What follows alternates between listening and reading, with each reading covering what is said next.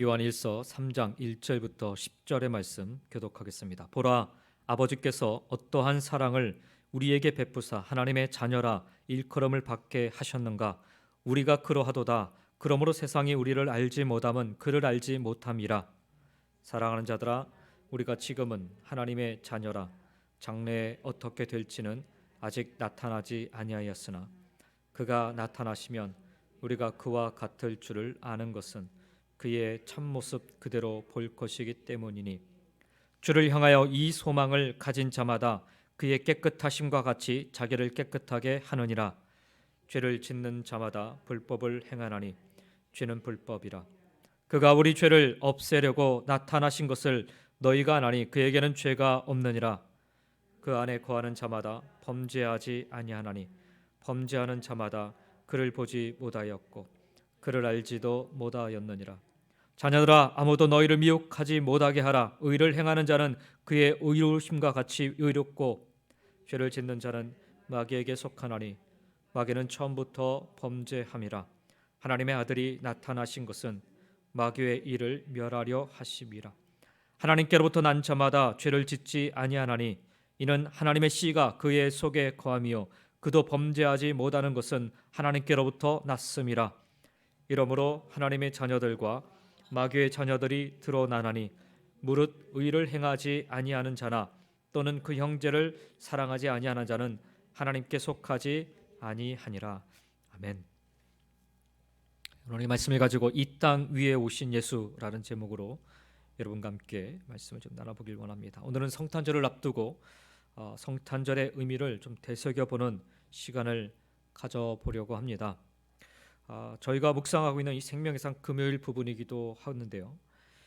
매년 성탄을 맞이하며 축하하고 감사하며 우리는 보내는데 무엇을 감사하고 무엇을 축하해야 하는지 아무 생각 없이 보낼 때가 종종 있습니다. 연말이고 또 바쁘게 지내다 보니 성탄절 당일이 되어서야 성탄의 의미를 살피고 넘어가는 것 같습니다.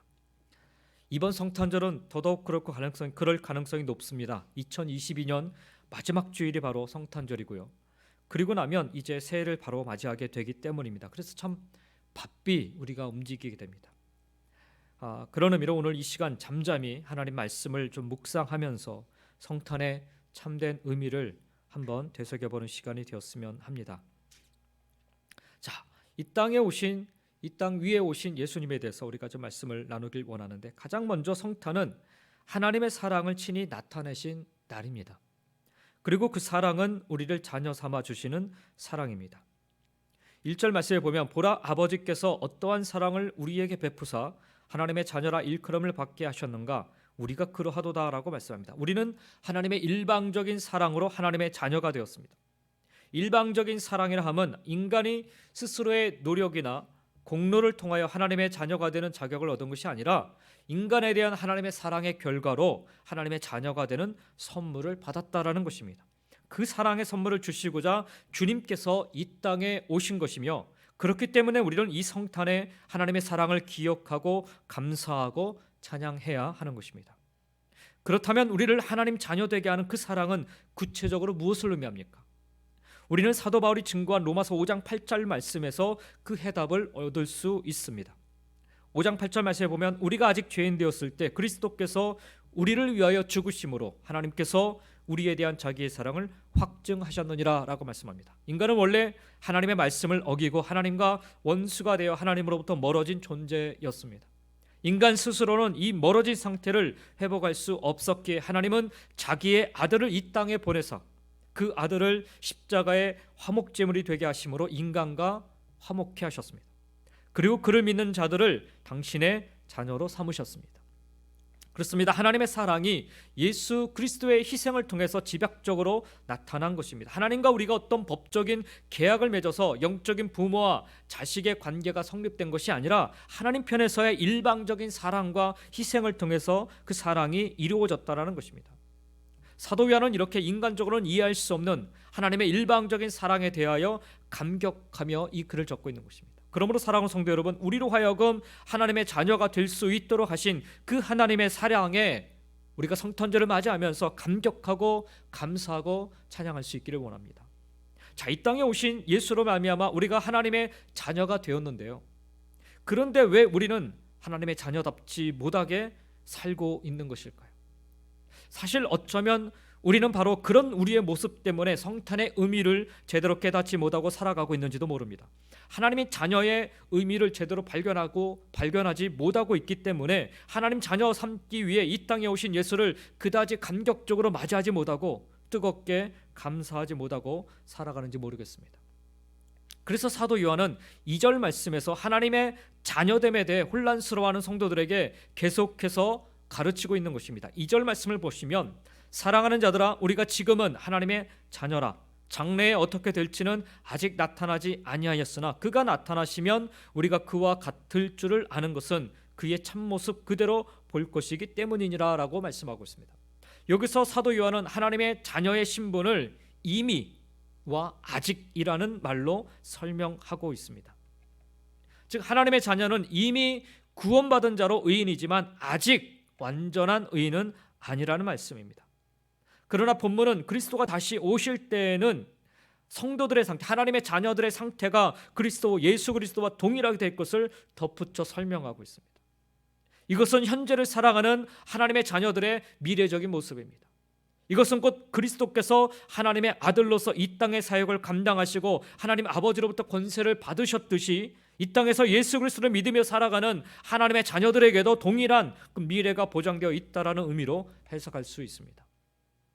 이것에 대해서 사도 바울은 빌립보서 3장 21절 말씀에 그런 만물을 자기에게 복종하게 하실 수 있는 자의 역사로 우리의 낮은 몸을 자기의 영광의 몸의 형체와 같이 변하게 하시리라 라고 말씀하고 있습니다. 그렇습니다. 하나님의 자녀로서의 미래적인 모습은 바로 그리스도와 같은 영광의 몸의 모습으로 변하게 되는 것입니다.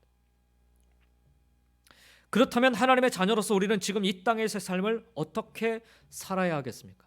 아직은 완전하진 않은데 그러나 우리가 앞으로 나중에 그렇게 완전한 삶을 살아가는 모습이 될 것인데 그러면 이 땅에서는 우리가 어떻게 살아야 되는가?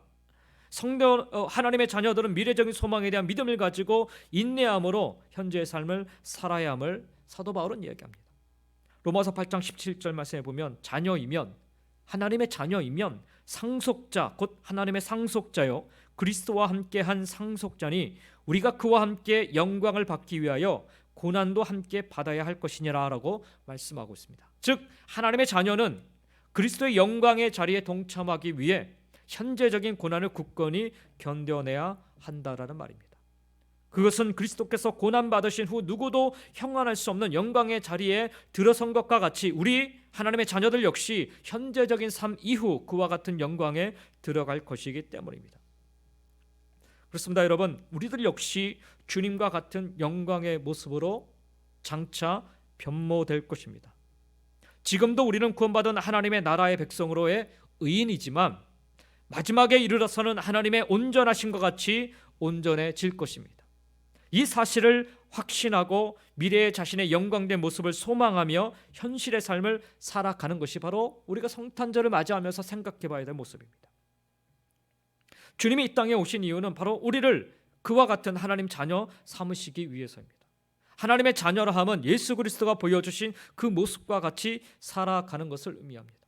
비록 이 땅에서는 고난을 당하고 여전히 죄악된 세상에서 살아가고 있지만 그러나 이 땅에 속해서 살아가는 것이 아니라 끊임없이 하나님 나라를 향해 살아가는 자, 끊임없이 하나님 나라를 이루며 살아가는 자, 바로 우리 주님이 이 땅에서 보여주신 삶을 살아가는 자가 바로 하나님의 자녀의 모습입니다. 그리고 주님께서 영광의 자리에 오르셨듯 우리도 마지막엔 주님과 영광의 자리에 서게 될 것을 소망하며 살아가는 것, 그것이 바로 하나님의 자녀의 모습이요 삶인 것입니다. 성탄절은 바로 이 사실을 깨닫고 하나님 자녀답게 과연 나는 살고 있는가를 돌아보며 죄인된 우리를 하나님 자녀 삼아주시고 계속해서 우리를 하나님 자녀로 살도록 이끌어주시는 하나님의 사랑 앞에 감사하는 시간이어야 합니다. 사랑 성도 여러분, 세상 속에 하나님 자녀 삼아주심에 감사하시며 세상 속에 하나님 자녀답게 살기를 고백하고 결단하는 그런 복된 성탄절 다 되시기를 예수님의 이름으로 간절히 축원드립니다. 자, 그러면 우리가 어떻게 살아야 하나님 자녀로 사는 것입니까? 나 교회 다닙니다. 나 예수 믿습니다. 이러면 하나님 자녀로 사는 것입니까? 오늘날 현대 크리스천들이 바로 이 문제에 빠져 있어요. 교회 다니면 하나님 자녀로 사는 것으로 착각해요. 예수 믿습니다 하면 하나님 자녀로 사는 것으로 착각합니다. 근데 그게 하나님 자녀로 사는 것이 맞습니까? 오늘 3절 말씀을 보십시오. 3절에 사도 요한은 이렇게 얘기합니다. 주를 향하여 이 소망을 가진 자마다 그의 깨끗하심과 같이 자기를 깨끗하게 하느니라 라고 말씀합니다. 오늘 3절의 말씀에 보니까 주를 향한 소망을 갖고 사는 자가 하나님 자녀라 말씀합니다. 그런데 주를 향한 소망을 가진 자는 어떤 삶을 살게 된다고 말씀합니까? 그렇습니다. 주님께서 정결하게 사신 것 같이 하나님 자녀들도 자기를 깨끗하게 하며 산다라고 말씀합니다. 성탄절은 하나님께서 우리를 사랑하사 예수 그리스도로 말미암아 우리를 자녀 삼기 위해 이 땅에 오신 참으로 복된 날인데, 정작 우리는 이 성탄절에 하나님 자녀다운 삶을 가장 많이 잃어버리고 살아가고 있습니다. 성탄절이 마치 세상 향락을 즐기는 그런 공식 석상이 되어버렸습니다. 성탄의 축복으로 하나님 자녀가 된 우리가 이 성탄절에 되새기고 돌아보아야 할 것은 주를 향한 소망을 품고 살아가야 함을 되새겨야 하고요, 주님의 깨끗하심과 같이 우리도 우리 스스로를 깨끗하게 하며 살아가고 있는가를 돌아보아야 합니다. 깨끗함, 즉 정결은 하나님의 자녀가 된 이 땅의 성도들이 마땅히 지켜야 할 덕목입니다. 성도는 주님의 영광된 모습으로 변모하기 전까지 이 땅에서의 삶을 순결하게 살아야 한다라는 말입니다. 그것은 우리 주님께서 우리로 향하여 원하시는 바입니다. 그분은 우리가 순결하기를 원하세요. 정결하기를 원하십니다. 왜냐하면 주님 자신이 순결하시고 거룩하시며 온전하신 분이셨기 때문입니다. 여러분, 일반적으로 순결하다라는 말은 죄를 짓지 아니하는 상태를 의미합니다. 그러므로 주님이 다시 오실 것이라는 소망과 기다림에 가득 찬 성도는 결코 이 세상과 짝이 되어 죄를 지으며 살아갈 수 없어야 하는 것입니다. 이것은 오늘날 우리 성도들에게 있어서 선언적인 정의임과 동시에 명령적인 정의인 것입니다. 즉 그것은 주님 안에 거하는 하나님의 자녀들은, 성도는 죄를 지으면서 살아갈 수 없다라는 선언임과 함께 동시에 죄를 짓지 않기 위해 날마다 끊임없이 애쓰고 힘써야 한다라는 명령인 것입니다. 이 선언과 명령을 우리는 이 성탄절을 보내면서 해야 되는 것입니다. 따라서 사도 요한이 6절에서 그 안에 거하는 자마다 범죄하지 아니하나니 범죄하는 자마다 그를 보지도 못하였고 그를 알지도 못하였느니라고 한 말은 하나님 자녀로서 범죄치 말도록 촉구하는 말인 것입니다. 그러므로 하나님의 자녀된 사랑하는 성도 여러분, 이 땅에서 순결한 삶을 살도록 애쓰고 힘쓰시기 바랍니다. 여러분은 세상 사람들과 달리 하나님께 소망을 둔 자들이고 썩어 없어질 것들에 소망을 둔 어리석은 자들이 아닌 것입니다. 주님을 경험하지 못하고 주님에 대한 기다림에 소망이 없는 사람들은 범죄할 수밖에 없고 따라서 결코 순결한 삶을 살아갈 수밖에 없습니다. 다른 곳에 마음을 두고 있기 때문에 그래요. 다른 곳에 기준을 두고 있기 때문에 그렇습니다. 다른 것을 쫓아가고 있기 때문에 그래요. 왜냐하면 그들은 하나님이 아닌 이 세상에 소망을 두고 살아가는 자들이 있기 때문이에요. 하지만 하나님의 자녀된 우리 모두는 장래의 영광을 바라보는 자들이요, 영원히 없어지지 아니하는 것들에 소망을 둔 자들이기 때문에 이 땅에서 죄를 짓지 않고 순결한 삶을 살아갈 수 있는 능력을 가지고 있는 것입니다. 여러분, 이 사실을 우리가 잊지 마시기 바랍니다. 기억해야 됩니다. 특별히 우리가 성탄절을 보내면서, 그렇지, 나는 순결한 삶을 살아갈 수 있는 힘과 능력 있는 자지, 하나님이 그렇게 세우셨지, 하나님이 그렇게 만드셨지, 이 사실을 고백할 수 있기를 원합니다. 그러면 우리가 어떻게 해야 정결하고 거룩해질 수 있습니까? 디모데전서 4장 5절에 보면 사도 바울은 우리가 정결하고 거룩하게 되는 비결을 한마디로 말씀합니다. 디모데전서 4장 5절에 보니까 하나님의 말씀과 기도로 거룩하여짐이라라고요. 하나님의 말씀과 기도로. 그렇습니다. 우리가 깨끗하게 되는 길은 말씀과 기도 외에는 없습니다. 말씀은 우리 심령의 거울입니다. 따라서 하나님의 말씀을 가까이 하면 가까이 할수록 우리 자신의 부족함을 발견하게 될 뿐만 아니라 앞으로 나아갈 길을 교훈받게 됩니다. 깨닫게 되는 거예요. 내가 잘못된 길로 가고 있는데도 불구하고 그 잘못된 것을 보지 못한다는 것은 하나님의 말씀이 내 안에 없다라는 거예요. 하나님의 말씀이 내 안에 뿌리를 내리지 않고 있다라는 거죠. 하나님의 말씀은 우리를 늘 거울을 보듯 그렇게 비춰주십니다. 그러나 이것으로는 부족합니다. 교훈을 받고 깨달은 바를 실천하려면 기도해야 돼요. 기도.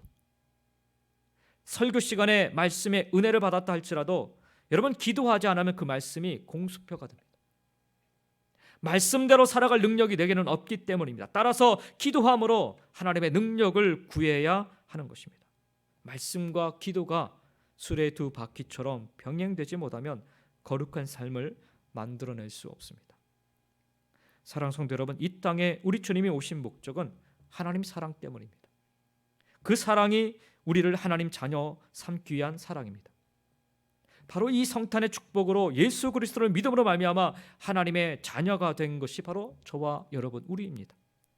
그렇다면 우리는 이 성탄에 무엇보다 우리 자신이 하나님 자녀인가를 확인하고 또 확인하는 시간을 가질 필요가 있습니다. 하나님 자녀라면 예수님 닮은 삶을 살아야 합니다. 하나님 자녀라면 예수님을 사모하고 기다리며 그 소망 가운데 살아야 합니다. 하나님의 자녀라면 무엇보다 자신을 정결케 하며 살아야 합니다.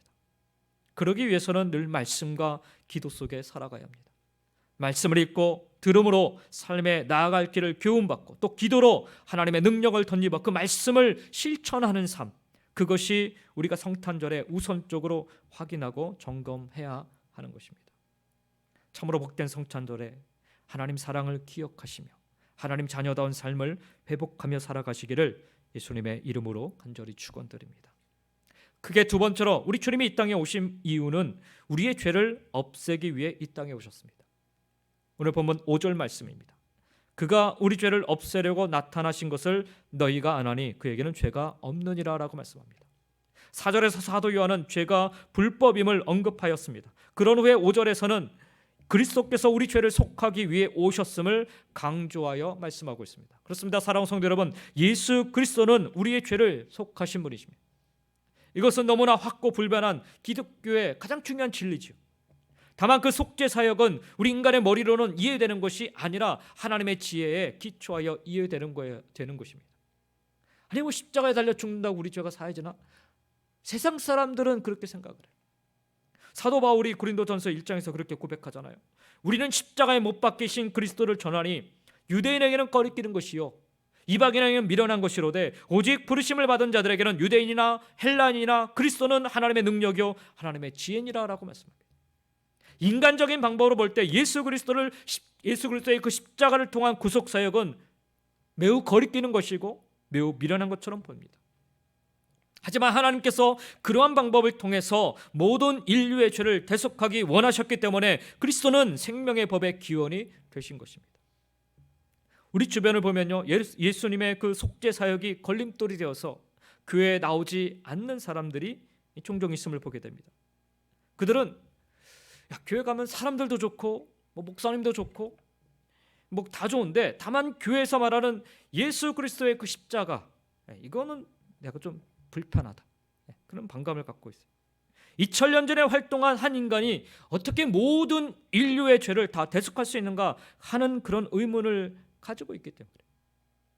하지만 정작 그들은 예수 그리스도를 통한 구속 사역이 우리 인간의 머리로 이해될 수 있는 것이 아님을 잊고 있는 거예요. 간과하고 있는 거예요. 그리스도의 구속 사역은 하나님께 속한 비밀이요 하나님이 직접 세우신 법입니다. 예수 그리스도의 구속 사역에 대해서 의아하게 생각하는 사람들에게 태양에 대해서 한번 물어보십시오. 아니 왜 태양은 떴다 집니까? 그게 무슨 원리입니까? 왜 그렇게 해야만 됩니까? 여러분, 지구가 있고 달이 붙어 있지 않습니까? 근데 왜 달은 태양을 돌지 않고 왜 지구를 돌고 있습니까? 설명하기 어려운 거예요. 우리 인간의 지혜로는 설명이 안 되는 거예요. 왜 눈에 보이지 않는 이 공기가 우리 폐 속에 들어왔다 나갔다 함으로 우리는 삽니까? 이해가 안 되는 거예요. 이게 하나님이 만드신 법이라는 거죠. 그래서 우리는 살아가고 있는 것입니다. 태양이 있기 때문에 살아가는 거예요. 요 며칠 동안 해가 안 떠가지고 날씨가 한 24도 25도 이렇게 내려갔는데 딴 때 같으면 그렇게 추운 날씨가 아닌데 해가 안 뜨니까 얼마나 추운지 몰라요. 여러분 어떠셨는지 모르겠어요. 그냥 덜덜덜덜 떨면서 요 며칠 어젠가는 좀 해가 짱하니 떠가지고 얼마나 좋은지 이해를 할 수 없는 거예요. 왜 해가 있어야 우리가 이렇게 행복하게 이렇게 따뜻하게 살 수 있는지. 그냥 그러려니 하고 생각해요. 그러니까 하나님이 만드신 창조의 법, 하나님이 세우신 법에 대한 이해, 이건 우리의 인간의 이해력을 넘어서는 거지요. 하나님의 지혜인 것입니다. 비밀인 것입니다. 그래서 우리는 그것을 이해할 때 믿음이 요구되는 거예요. 믿음이. 여러분, 내일 아침에 태양이 다시 떠오를 것을 어떻게 믿어요? 어떻게 알고 있습니까? 그냥 믿잖아요. 그냥. 믿기 때문에 우리는 살아가는 거예요. 똑같은 것입니다. 믿음이 요구되는 거예요. 그래서 하나님의 그 십자가의 구속의 사역은 믿음이 요구되는 거예요. 우리가 믿을 때 그 비밀한 진리는 비로소 이해가 되어지는 거예요. 이해돼야 믿어진다는 사람들은 백날 얘기해봤자 안 돼요. 안 돼. 믿어야 이해되는 거예요. 믿기 위해서 아는 것이 아니라 그래서 알기 위해서 믿는 것입니다. 믿음이 전제되는 거죠. 여러분, 그리스도의 구속 사역은 기독교의 핵심을 이루는 진리임과 동시에 왜 이 땅에 예수 그리스도가 오셔야 했는지에 대한 대답인 것입니다. 죄를 해결하기 위해서 오신 거예요. 따라서 우리는 이 성탄절에 아기 예수로 오신 예수만 생각할 것이 아니라 육신의 몸을 입고 이 땅에 오신 예수가 무엇 때문에 오셨고 무엇을 이루셨는지를 확인하며 감사하고 찬양하는 시간이 되어야 하는 것입니다. 그러면 우리의 죄를 없애기 위해 오셨는데 왜 우리는 여전히 죄 가운데 살아가고 있는 것일까요? 이 질문은요, 사도 요한 당시에도 대단히 큰 이슈였습니다. 그래서 영지주의자들은요, 영혼 분리설을 주장했던 것입니다. 육으로 구원받는 것이 아니라 영으로 구원받는다 주장하면서 육으로 죄를 지어도 우리 영이 하나님을 믿으면 그것으로 충분하다, 이런 말도 안 되는 주장을 펼쳤던 것입니다. 그러나 사도 요한은 단연코 그렇지 않다라고 말씀합니다. 6절 말씀을 다시 한번 보시면 그 안에 거하는 자마다 뭐라고 얘기해요? 범죄하지 아니하나니 범죄하는 자마다 그를 보지도 못하였고 그를 알지도 못하였느니라 라고 말씀합니다. 여기 범죄하다라는 말에 해당하는 헬라어는 하마르타네이라는 단어입니다. 하마르타네이. 주로 이제 죄라고 하는 것은 하마르티아라고 얘기하는데 이 하마르타네이는 현재형이에요. 헬라어의 특성상 이 현재형으로 사용될 때는요, 상습적으로 같은 죄를 계속 범하는 것을 뜻합니다.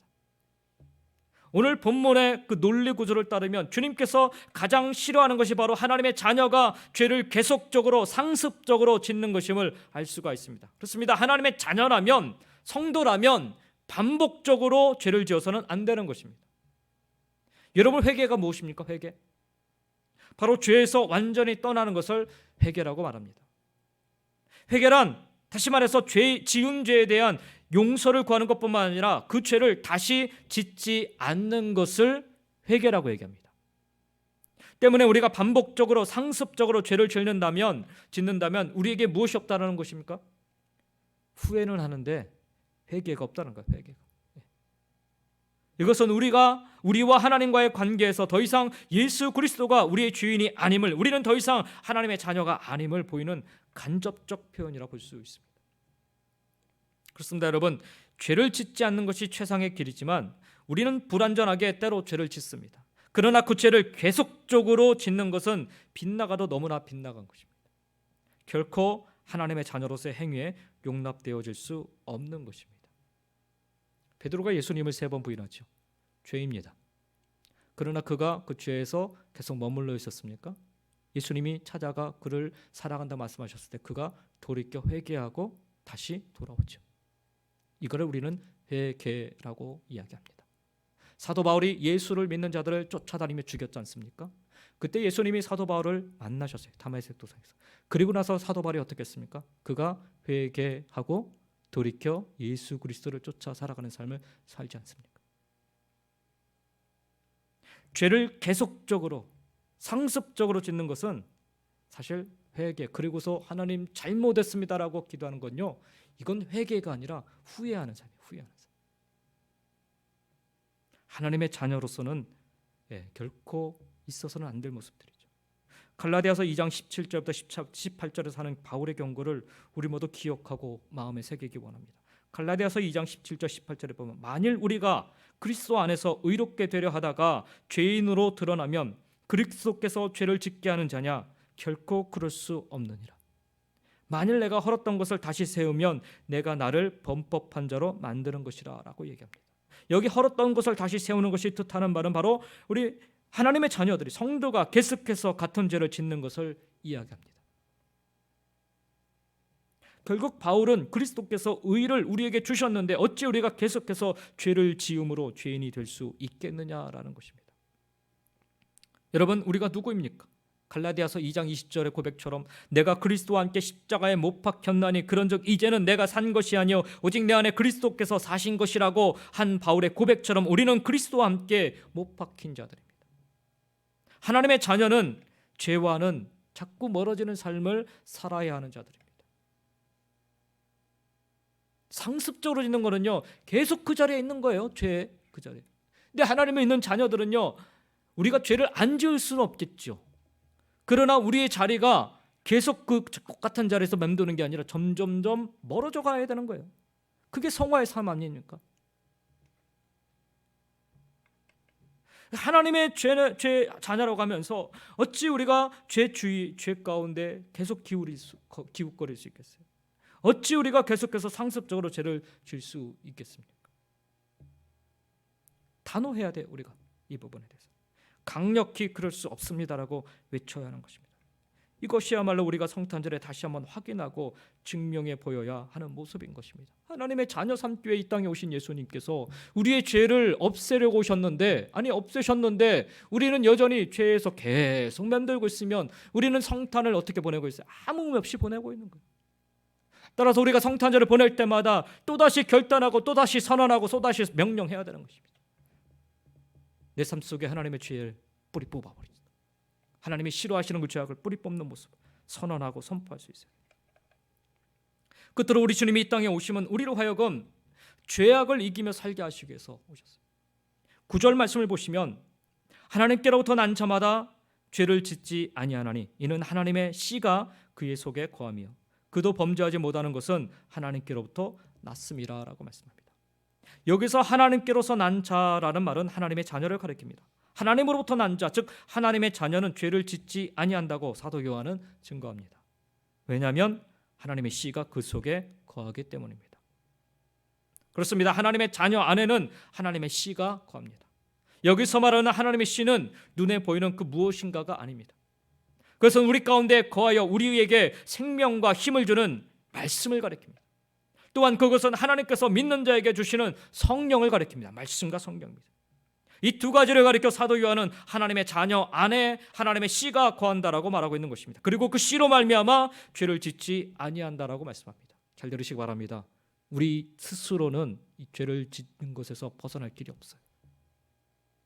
우리 안에 하나님의 말씀과 성령이 계심으로 말미암아 우리는 이것을 거역하고 물리치고 이길 수 있다라는 거예요. 생명의 정체는, 여러분, 생명의 정체를 우리가 생각해 보면 아직도 신비의 베일 속에 감춰져 있어요. 여러분, 우리가 자녀들 다 낳아 보셨지만은 자녀가 어떻게 이렇게 태어날 수 있어요? 설명 가능합니까? 이 생명? 씨앗을 심었는데 이 씨앗에서 이 나무가 자라고 열매가 맺어지는 거, 이거 설명이 가능합니까? 현상만을 설명할 수 있어요. 그러나 그 원리, 근본적인 원리를 설명할 길이 없는 거예요. 이게 바로 하나님께서 신비의 베일 속에 감춰 놓으신 것입니다. 종자나 그 종의 정자, 우리 인간에게 있는 그 정자 자체는 생명이라기보다는 물질에 더 가깝습니다. 물질에. 근데 여러분, 그 종자를, 그 씨앗을 흙 속에 묻으면 어떻게 돼요? 싹이 나잖아요. 남자 속에 있는 그 정자를 여자의 그 자궁밭에 심으면 어떻게 돼요? 아기로 자라나잖아요. 종자나 그 정자가 자신들이 자라날 수 있는 밭을 만나게 되면 자라나게 되는 것처럼 하나님의 씨앗이 하나님의 자녀 우리 마음에 거하게 되면 자라나게 된다라는 거예요. 그래서 베드로는요, 베드로전서 1장 23절에 너희가 거듭난 것은 썩어질 씨로 된 것이 아니라 썩지 아니할 씨로 된 것이니 살아있고 항상 있는 하나님의 말씀으로 되었느니라 라고 증거하고 있던 것입니다. 하나님의 말씀이 우리 영혼 속에 그 믿음이라는 그 마치 그 자궁 안에 심겨지면 성령이 거듭난 새 생명을 임신시키게 되는 거예요. 그리하여 결국 새 생명이 탄생하게 되는 것입니다. 이처럼 하나님의 말씀은 우리 심령을, 하나님의 성령 우리 심령을 변화시키는 씨앗과 같은 역할을 하는 것입니다. 어떻게 죄를 짓지 않을 수 있냐고요? 우리 심령 안에 심겨진 말씀이 자라 우리로 죄가 무엇인지를 알게 하시고 그 죄를 이기도록 하시기에 죄를 짓지 아니하는, 죄를 미워하는 하나님의 자녀로서의 삶을 살게 되는 것입니다. 여러분, 아무리 우리 세상적인 그런 지식을 가지고 저건 죄야 저건 죄가 아니야 라고 아무리 판단해도요, 또 죄져요. 압도제죠. 그러나 하나님 말씀이 우리 안에 심겨져서 자, 이것이 죄다라고 하나님이 우리에게 가르쳐 주시면 그 다음부터는 이것이 죄인 줄 알기 때문에 멀리하게 되는 거예요. 돌이키게 되는 거예요. 또 하나님이 우리 심령 가운데 주시는 성령도 하나님의 씨앗입니다. 로마서 8장 9절에 사도 바울은 이같이 증거합니다. 만일 너희 속에 하나님의 영이 거하시면 너희가 육신에 있지 아니하고 영에 있나니 누구든지 그리스도의 영이 없으면 그리스도의 사람이 아니라는 말씀이에요. 이 말씀 속에서 알 수 있듯이 그리스도를 믿고 하나님의 자녀가 된 자들에게는 그리스도의 영, 즉 성령이 그 안에 거하십니다. 하나님께서는 믿는 자들에게 성령이라는 생명의 씨앗을 심어주셨어요. 이 성령으로 말미암아 우리는 죄를 분별하게 되고요, 그 죄를 싫어하게 되고요, 나아가 그 죄를 이기게 되는 거예요. 그러므로 우리는 우리 안에 있는 하나님의 씨앗으로 인해서 사실 자랑할 것이 없어요. 고린도후서 4장 7절 말씀에 보면 우리가 이 보배를 질그릇에 가졌으니 이는 능력의 심히 큰 것이 하나님께 있고 우리에게 있지 아니함을 알게 하려 함이라. 다시 말하면 우리가 죄를 이길 수 있는 능력은 우리에게 있는 것이 아니라 하나님 말씀에게 있고 하나님 성령 안에 있다는 거예요. 그걸 믿고 의지하고 고백해야 우리가 이길 수 있는 거예요.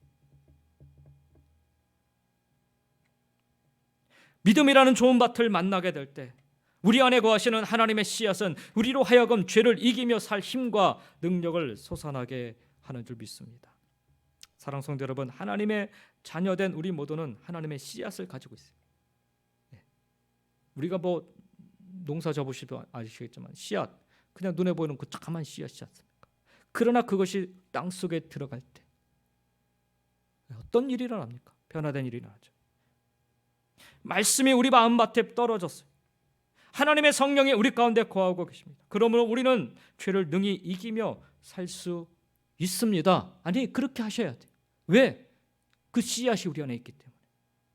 우리 안에 주신 하나님의 씨, 하나님의 말씀과 성령으로 말미암아 우리 주님이 이 땅에 오신 목적대로 우리 모두 능히 죄를 이기며 살아갈 수 있기를 예수님의 이름으로 간절히 축원드립니다. 여러분, 성탄절에는요 바로 이 사실을 확인하고 고백하며 우리의 삶을 결단하는 시간이 되어야 되는 것입니다. 하나님의 사랑으로 우리를 하나님의 자녀 삼기 위해 이 땅에 오신 주님, 우리의 죄악을 담당하시고 우리 죄를 없애기 위해 이 땅에 오신 주님, 그리고 우리로 하여금 하나님과 멀어지게 된 죄를 이길 힘과 능력을 주시기 위해 우리 주님은 2000년 전에 이 땅에 육신의 몸을 입고 오셨습니다. 맞이하는 성탄절에 우리 모두 이 은혜를 고백할 수 있기를 원합니다. 그리고 하나님의 이 크신 사랑에 감사하며 믿음으로 결단하며 오늘 말씀처럼 하나님 자녀답게 살아가시기 바랍니다. 죄를 이기며 살아가시기 바랍니다. 성탄에는 그렇게 우리가 하나님의 영광을 드러내는 삶을 사셔야 되는 거예요. 찬양하고 경배하고, 그것도 하나님의 영광 돌리는 거죠. 그러나 더 중요한 것은 여러분의 삶을 통해 나는 하나님의 자녀다라는 것을 선언하고 선포하며 살아갈 수 있길 바랍니다. 그리고 죄악을 내 삶 속에서 이기며 승리하며 살아가시기 바랍니다. 그것이 성탄의 가장 큰 영광을 올려드리는 삶인 것입니다. 이와 같은 복된 삶을 다 살아가시기를 예수님의 이름으로 간절히 축원드립니다. 기도하겠습니다.